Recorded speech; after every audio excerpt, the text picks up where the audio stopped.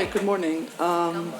Welcome to we're the first panel, which is always a little bit difficult, so let's do this. But I think this morning, in a really beautiful place, we had our two first speeches, which really set the scene for us today.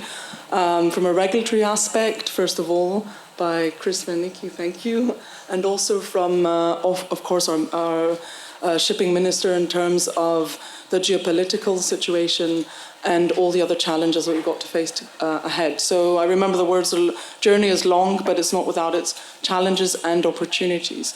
So our panel this morning is focusing on the tanker market, new era for tanker shipping. So I've got today lovely panelists, which I'll introduce in a moment, but just to set the scene, a few facts in terms of where we are from a tanker perspective. So it's quite at a pivotal moment. We know charter rates are strong, compounded by the crisis in the Red Sea, and the expectation is that it's going to be good. It's a good market and will continue to be so for tankers. The fleet is aging. 45% of product tankers are above 15 years old, and VLCCs still remain a 1/3, which are above 15 years old. So we've got an aging fleet. And whilst the industry sets to decarbonize its operations using alternative fuels, the reality is we will still need oil and oil products for the next 2 decades. The order book is lower than it was a decade ago, and just last year it was at its historic lowest, around 4% of the fleet. Tanker ordering has definitely picked up significantly since then, mainly product tankers 12% and crude oil tankers by 6%. And over the last quarter, tankers was the highest in number of orders in gross tonnage, and we expect this to continue. Slots continue to remain a minimum and a challenge, and last year most orders went to China. In fact, there's been a huge swing towards China shipyards, with the last year China dominating 71% deadweight, followed by South Korea 21% and Japan by 7%. And new building prices, as we know, have risen and are expecting to continue to rise higher than levels in the 2008-9 boom that we saw back then. Second-hand prices as well are high, with a high volume of sale and purchase activity. So orders mainly are conventional fuel, and some of them amount of readiness, mainly LNG and methanol. And at the moment, we do some ESD activities high on the agenda and likely solutions to improve efficiency of the vessels. So a lot of factors happening in the tanker market, but I'd really like to set this to hand it over to our panelists who are here today. So first of all, I'd like to ask everyone just an opportunity to set the scene from your perspective. You all have vessels on order today. What is your company doing to future-proof itself in this new era of tanker shipping? Svein, shall I come to you? Thank you. So we are maybe a little bit boring, but we have just ordered conventional propulsion system for our ships to be delivered in 2026. It is, however, a new engine that is not been built yet, and most of the other orders of similar class vessels that are being sort of ordered now do not have this engine. So this sort of offers a new improvement. But I'd just like to take one step back, if I can just have 1 minute on this. Last year, we undertook a comprehensive study by engaging 2 of the world's leading energy research firms. And we wanted to, amongst others, try to understand future fuel. Not in terms of whether we can burn it on a ship or not, but we wanted to, number one, identify what is currently committed and then next expected CapEx to build out production facilities for green ammonia and for biomethanol.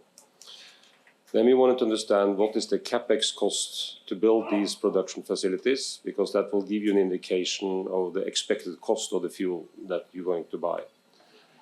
Where will these facilities be geographically located, and how do they plan to deliver these fuels to the market? And lastly, which other industries can compete or have a different willingness or ability to pay for those fuels than the maritime industry? Or also, as you need green energy to produce these green fuels, what are the other markets that will take that energy ahead of producing fuel for our industry? I think it's a rather complex picture. These 2 firms were given the same scope. They were not aware of each other. they spent 10 months on this, and they delivered their sort of verdict to us in December last year. And you could say luckily, but the conclusions were highly aligned. And I think they were not surprisingly aligned either. I think the fact of the matter is that these fuels are going to be very expensive. They're going to be scarce in terms of volume and availability. So I think we just need to prepare for the fact that there will be no energy transition without energy security. So we're going to continue to do what we do now for a good while longer. But of course, we always have to do it better, to improve and reduce less and emit less and all of that. But to have sort of a radical change for the whole industry overnight or in a very quick fashion, I think is a bit unrealistic, especially since investments rely on subsidies and tax and not sort of commercial benefits and returns. Thank you for the invite, Nick, and Navios is happy to be here. One quick line on the fundamentals of tankers. I like elevated speeches. I used to say to the board when I'm on panels that the tanker market is going to be higher for longer. I think my new motto would be it's higher for even longer. It goes along with inflation, what Jamie Dimon's saying and a few of us.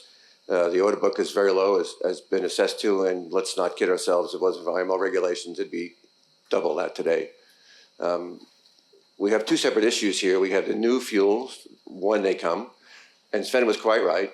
The new fuels will have low availability, low density, which is also an issue, high cost for the owners.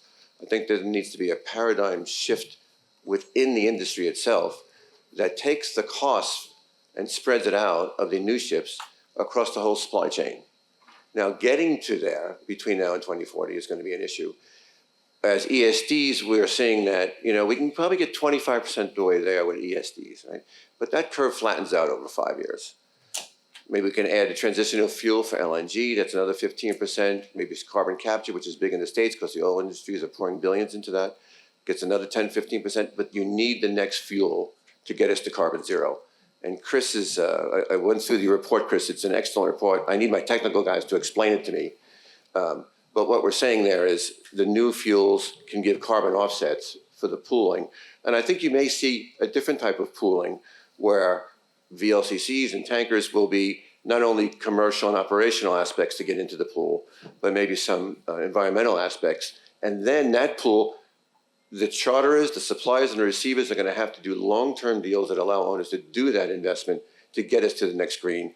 And Chris was very precise when he said e-methanol, because we're going to talk about tank to wake, and tank to wake for methanol is fine.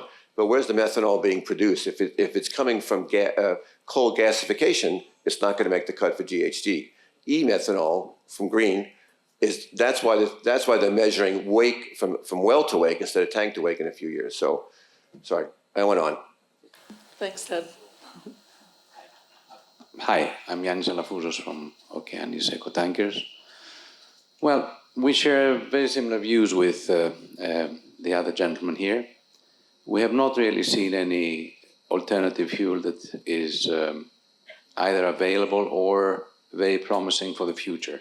There's still a lot of confusion as far as we are concerned.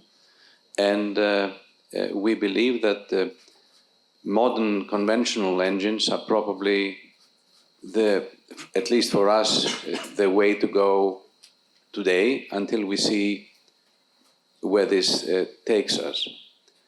The energy required to produce the alternative fuels is immense, and we do not see any real infrastructure work being carried out that would suggest that some specific fuel would be available in the next years. So the new ships we're ordering, we have ordered are powered with very efficient conventional engines.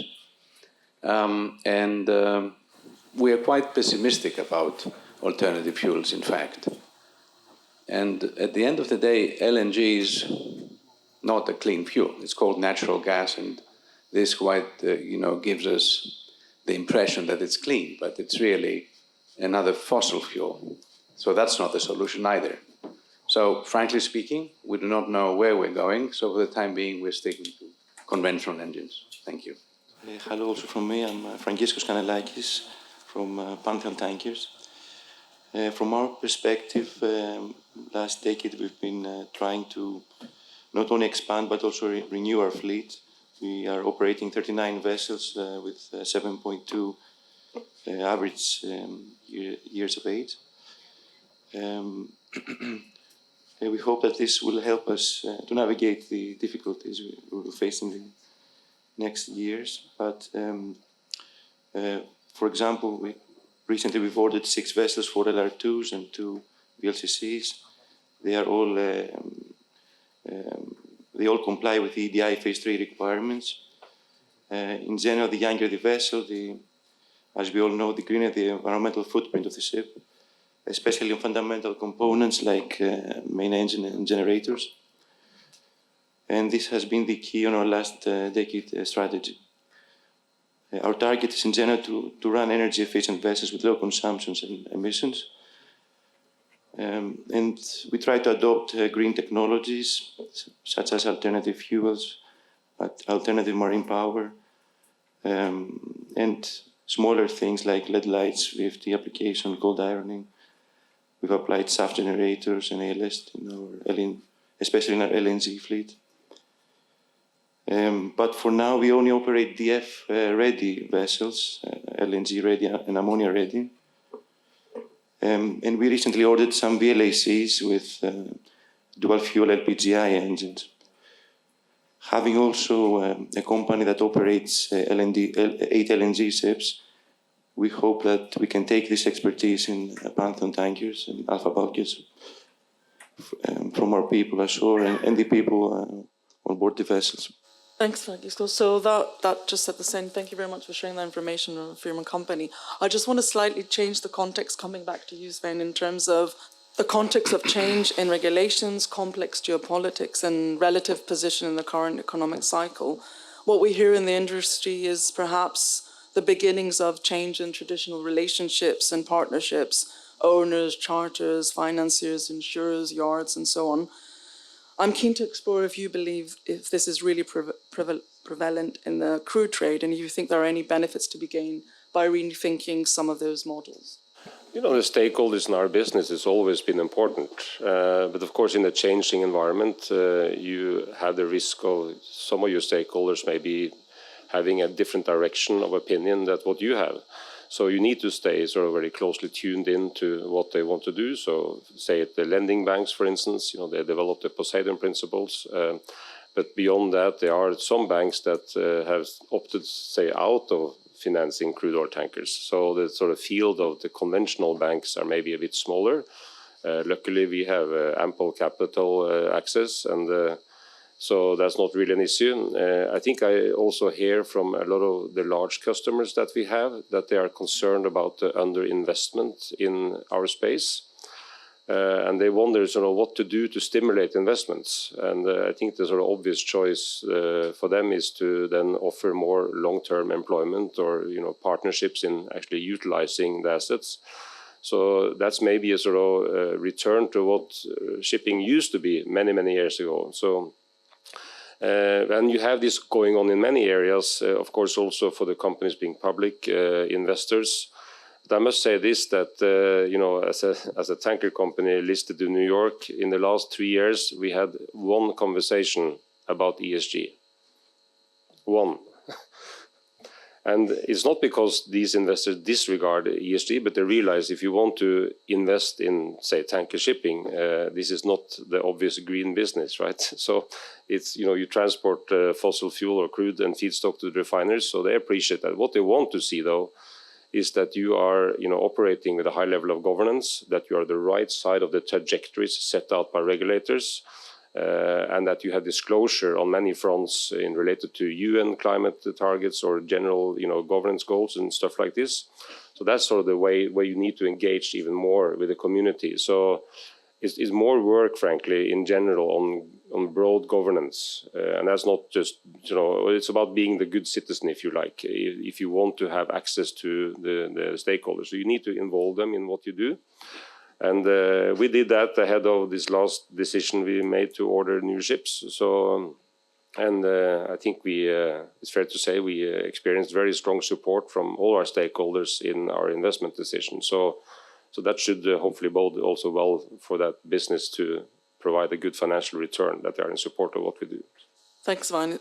That is interesting because definitely in those times of decision making, particularly now in the tanker market, you would need that investment and backing from stakeholders. So I'll move on to Ted. Yeah, can I just talk about the collaboration that we see going forward, what Sven talked about? Coming from I think the market is going to help shareholders, stakeholders in the supply chain step up and do long-term deals. Why do I say that? Just give me 30 seconds to lay this out. I came up through the trading side. Period market from 1 to 3 years comes from the pain of the spot market. Trader goes into the boss and he says, I'm going to lose $1 million on this cargo. If I can get a ship for 2 to 3 years, I'll break even. When you're doing 5 and 7 year deals, which we're doing on tankers, that is a fundamental shift in the oil companies and the oil traders. They see the same numbers we do going forward.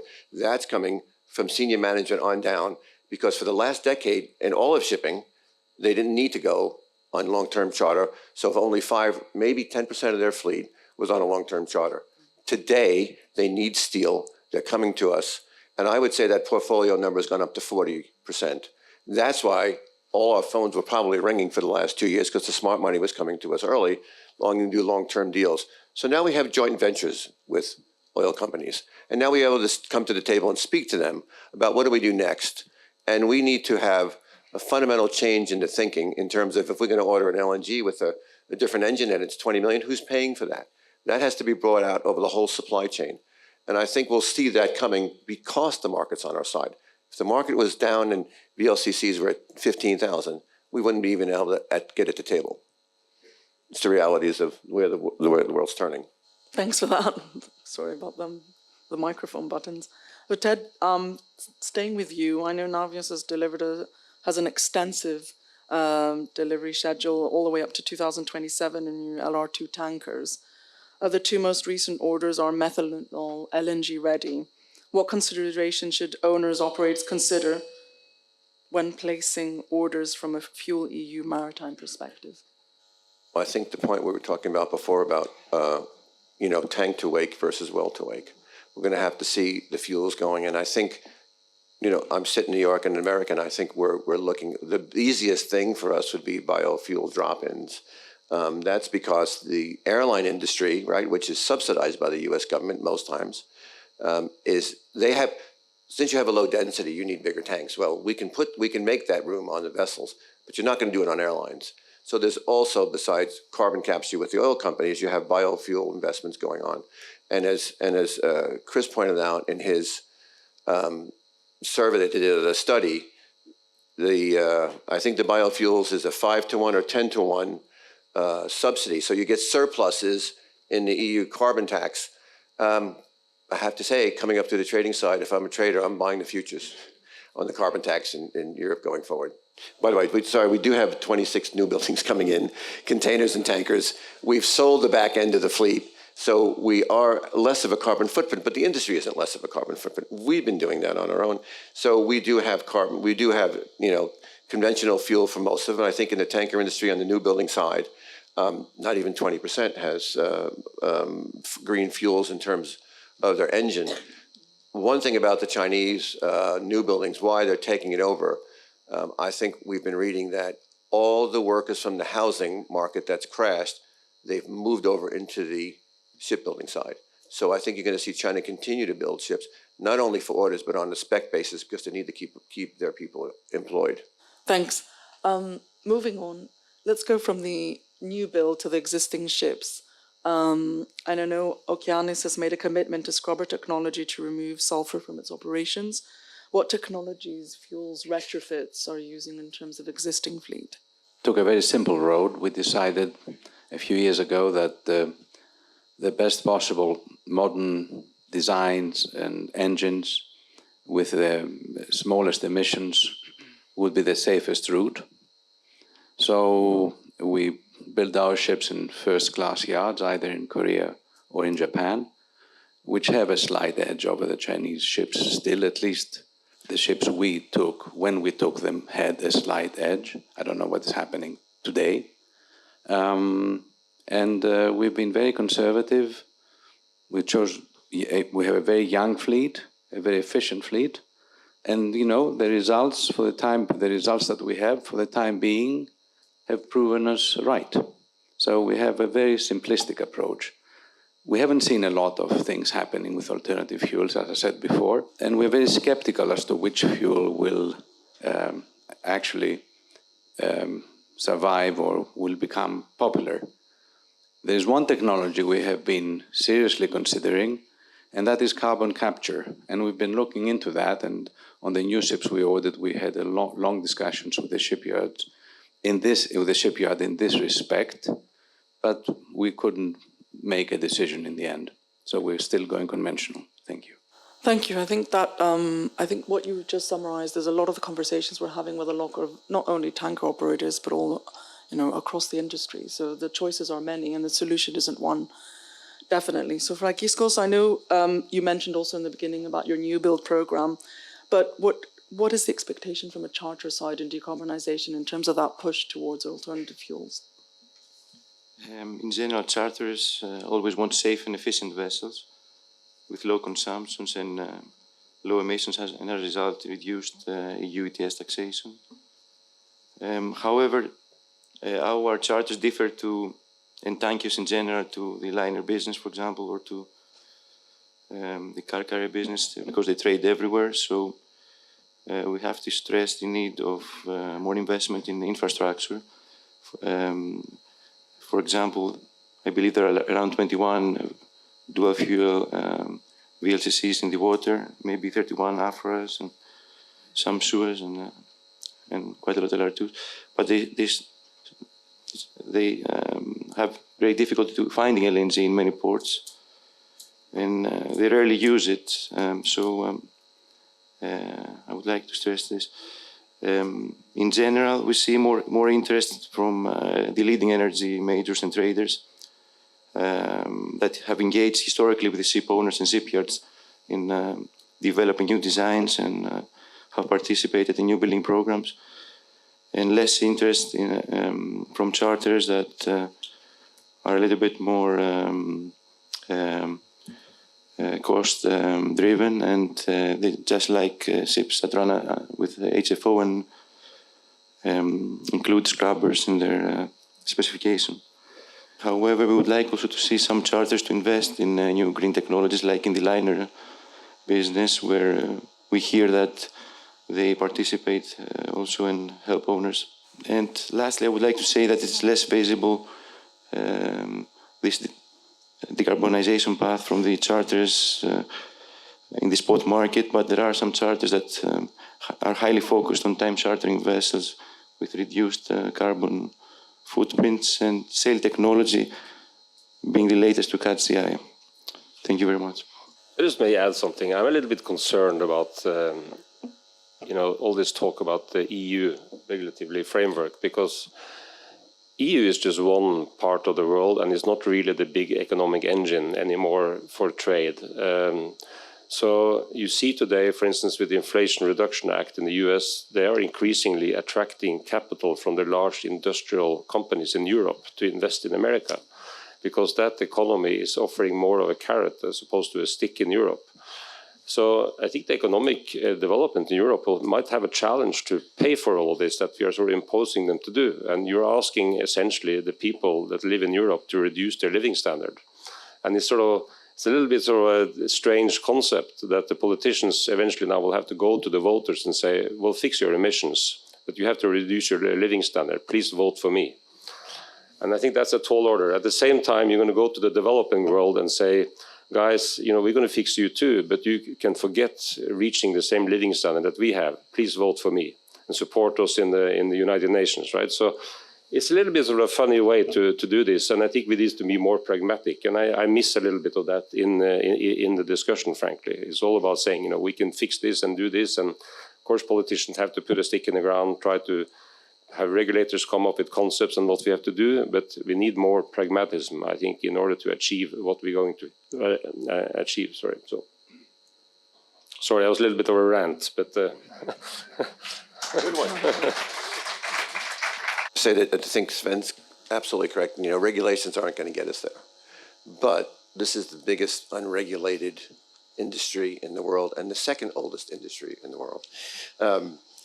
But regulations will move us into a position where, again, I go back to Chris's statement, there's been no first mover advantage in shipping up until now. And I think because of the regulations pushing forward and the subsidies coming, because of being green, the first mover advantage will be there. It certainly wasn't on the scrubbers. A technical team told us to wait.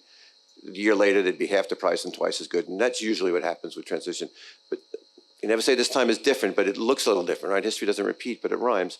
We do think we're in a different landscape today going forward. And I can tell you that our discussions in the States, by the way, we're printing much too much money, so there's going to be inflation going. With the Coast Guard, we understand that the U.S. is not going to go on their own. They're going to be mostly guided by the IMO. We hear that. And it will be sort of in line. But Sven's right. I mean, if it's just Europe doing this carbon tax, you'll have all the newer ships going there and the older ships going elsewhere. So it really isn't, it's just a zero-sum game. There has to be a worldwide, China has to be involved, the U.S. North America has to be involved. And you have to have a worldwide parameters for carbon emissions going forward. And obviously that's coming, it's going to take time. I think thank you both for giving us the more global perspective. Svein, I'm coming back to you. I mean, there's a lot of around ESG and how it's a big part of the operations of any company. I think probably more so pushed if listed companies. But from your perspective, how does that actually manage itself in your operations? The DNA in our company is always focused on doing sort of everyday things better, and that of course also includes improving or reducing the footprint, reducing less, consuming less. It's just general good economics. So that's no change for us. Now, of course, you're public, so everything are in the open. You have more disclosure than a private company, so you become more visible. I'm sure there are many, private companies that are equally good, maybe also better, and at doing some of the things that we are disclosing we are doing. So I don't think it's only the public market that sees this, but of course it is more in the open. And you see now, tanker companies in the public space have done exceptionally well over this past year or two. And there's a lot of big long-term capital that appreciate and understands that the returns of the energy sector and of course also shipping has been phenomenal. There's no way you can exclude it. At a little example here, 2.5 years ago, 29 of the states in the United States, the general council of these 29 states, they sued the big money managers in America in breach of what is called the sole interest rule. And that means that the public retirement funds, they were in a way prevented from partaking in investing in energy returns. So Vanguard, BlackRock, these big money managers that manage public retirement funds, they imposed their view on the world, and then the result of that was that retirees, they were not enjoying the return that energy space had. So they were all investing in ESG, which of course we know did not do very well. So there's a reckoning, right? And the reality sinks in, and people have to have a more sort of moderate approach to this. But think about this: 29 states, although that's more than half, right, of the United States, sued these companies for general or the sole interest rule, which is part of the Constitution in America. So, and I just want to piggyback on that. I've been with Navios decades, but in the last 20 years when we went public, we were S before S was fashionable. We have a female corporate head. We have 45% of our workforce is female, 43% are team managers. I think the industry's at 5%, and I'm very proud to be part of the Navios group that's made this commitment. We also have female board members. So across the board, if you have a diversified workforce, not only in the sex part, but also in the international, you stop groupthink, which is a big problem in any department. When the company gets bigger, you get siloed, and everybody starts thinking within it, and you need to break out of that in this industry. We've been committed to, we have 150 ships on the water, so there's almost 4,000 seafarers under our commitment, our control for each and every day. Right now, they're out there. We're committed to their physical well-being and also their mental well-being, especially after this. We were spending hundreds of thousands of dollars to change crews during COVID when others wouldn't. We were flying private planes to get them in and out. So it's a very important part of what we do, and it always will be, because our motto internally is no harm to the people, no harm to the environment, no incidents, period. We have a much more simple approach. We try to maximize the returns to our shareholders and have the best possible ships. We have the youngest fleet among our peers, and for the time being, this has given us the time we need to adjust to whatever comes, and we really don't know what's coming. Thank you.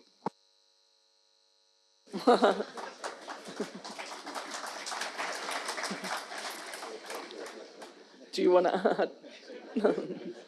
Thank you. Okay, so if I go to Fragiskos, back to Fragiskos about commitment to sustainability and the safety and environmental requirements aspect, what is, if we shift the human element aspect on board the vessel, from your perspective, what's being done to support seafarers and the crew? In general, when it comes to new fuels, they can create safety issues for unfamiliar and untrained crew. So recently we invested quite a lot to promote the company's safety culture.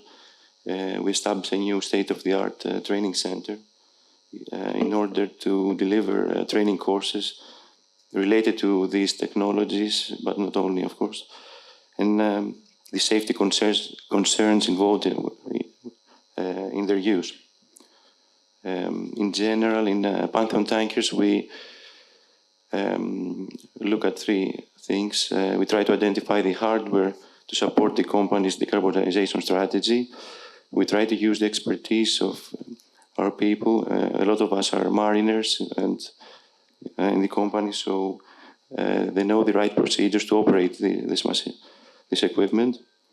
And when it comes to human elements, we also feel and know what are the factors that affect human performance. So we try to take care of them, be close to them.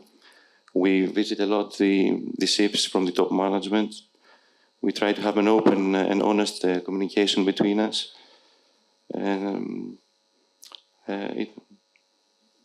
Try to emphasize on safety leadership for all the ranks, and monitor the ships from ashore using new technology available, like raw data acquisition, and so that the people ashore are aware of all the aspects of the ship, the cargo, the environmental energy management, and the propulsion, everything.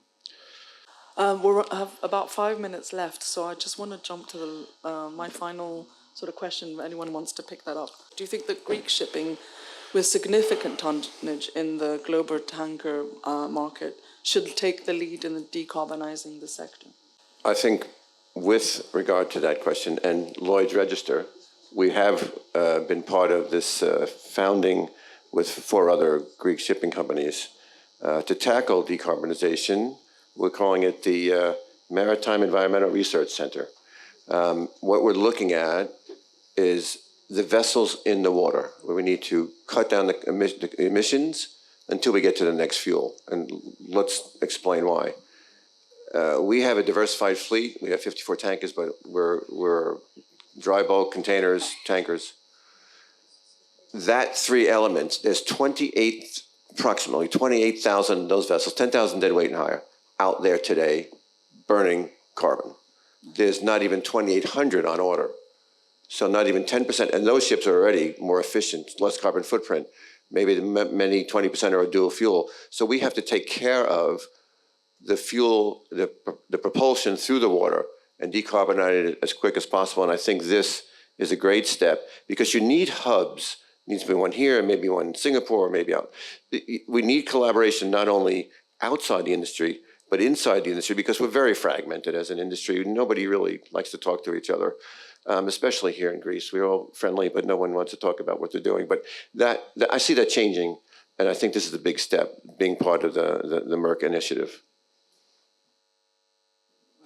You know, I would like to make a general comment, and I would like to say that even though in shipping we are trying and we have been reducing emissions, and in general our ships have been friendlier towards the environment, I cannot see the same amount of work being carried out in other industries like the agriculture or textiles, which are much more important in polluting the environment.